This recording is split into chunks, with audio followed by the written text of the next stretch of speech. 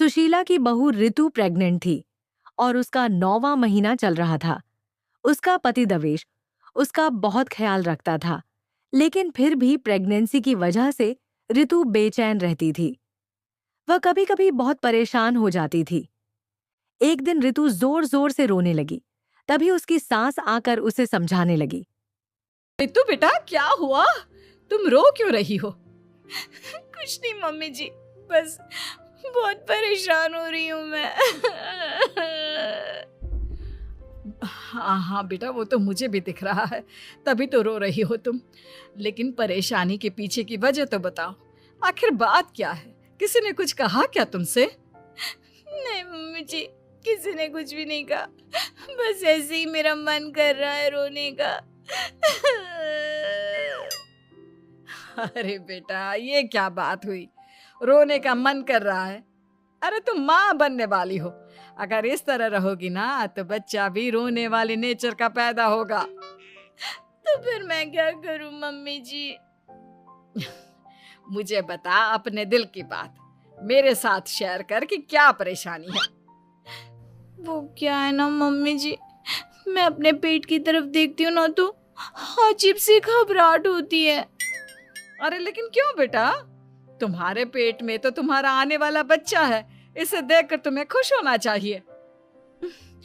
Mummy जी वो क्या है ना, मेरा पेट इतना बड़ा हो गया है, शरीर की हालत ऐसी हो गई है तो सोच सोच कर डर लगता है कि मैं कभी फिर से पहले जैसी स्लिम और ब्यूटीफुल हो पाऊंगी क्या। अरे बेटा, ये तो कुछ दिनों की बात है, सब कुछ बिल्कुल पहले जैसा हो जाएगा। कुछ दिनों के बाद तुम्हें चिंता करने की कोई जरूरत नहीं होगी। रितु, क्या हुआ? तुम बार बार करवटें क्यों बदल रही हो?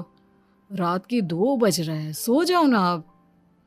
देवेश, नींद नहीं आ रही है, मैं ठीक से सो नहीं पा रही हूँ।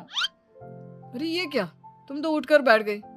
इस तरह बैठे बैठे पूरी रात बिताओगी क्या? क्या करूं देवेश, पेट की वजह से जैसे ही लेटती हूँ अजीब सा लगने लगता है, ठीक से सो भी नहीं पाती।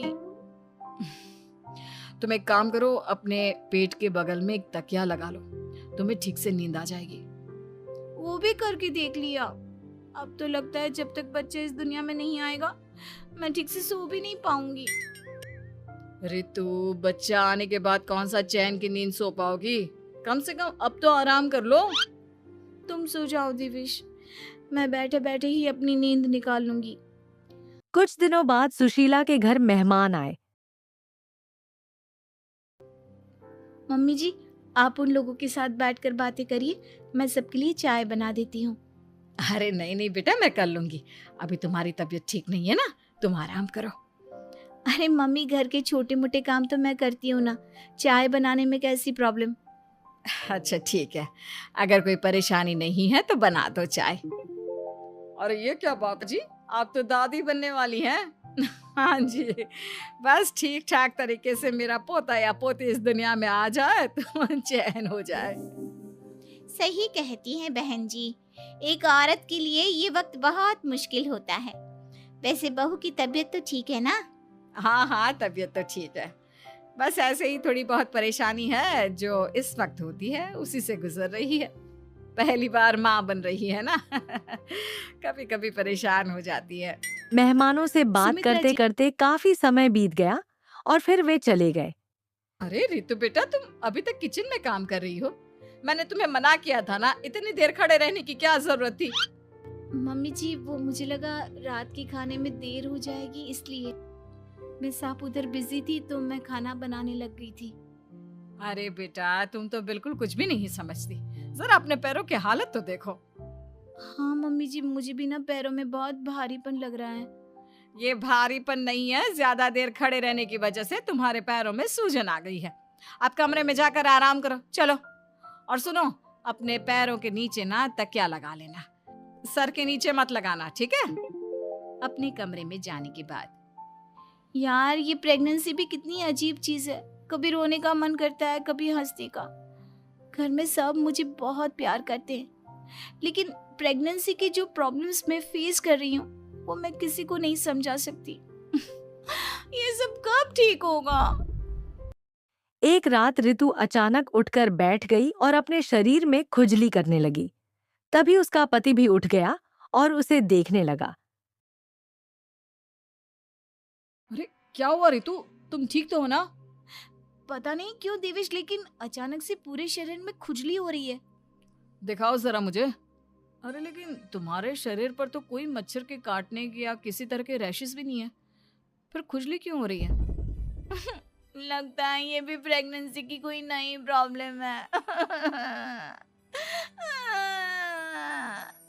अरे अरे परेशान मत हो, मैं मम्मी को बुला कर लाता हूँ। अरे क्या बात है बेटा, इस तरह क्यों खुजली कर रही हो? अचानक से क्या हो गया तुम्हें? मम्मी जी, ऐसा लग रहा है जैसे सर से पैर तक पूरे बदन में मच्छरों ने काट लिया हो।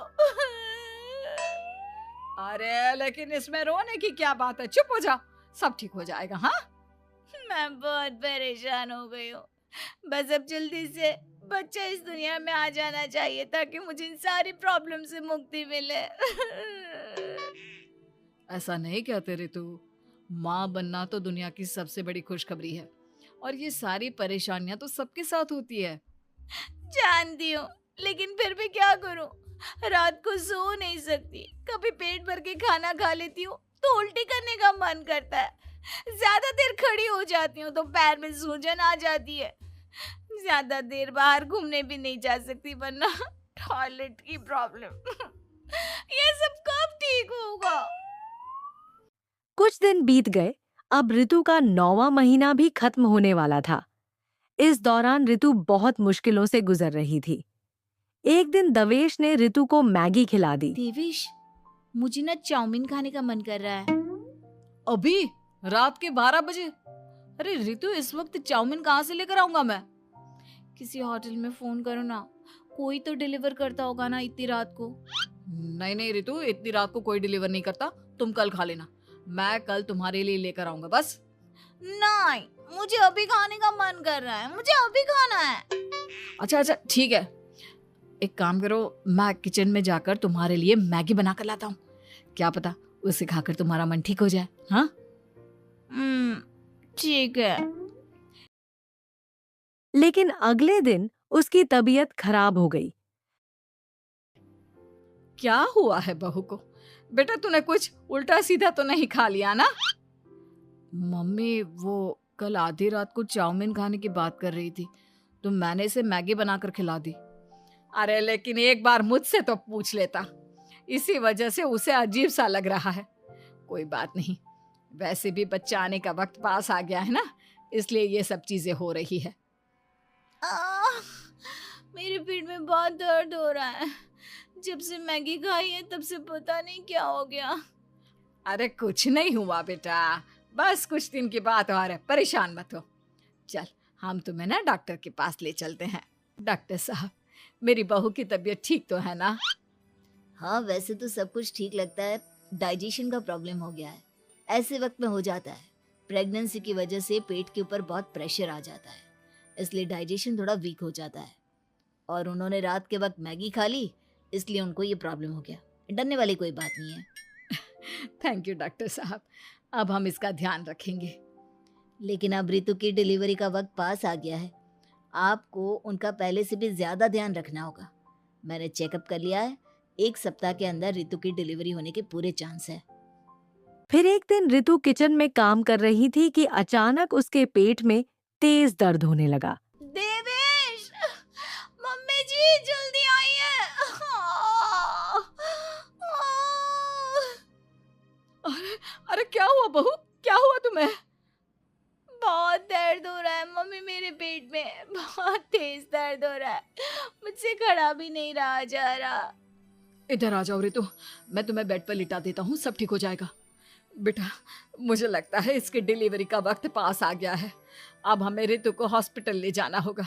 वैसे भी डॉक्टर ने कहा था कि 1 सप्ताह के अंदर डिलीवरी कभी भी हो सकती है।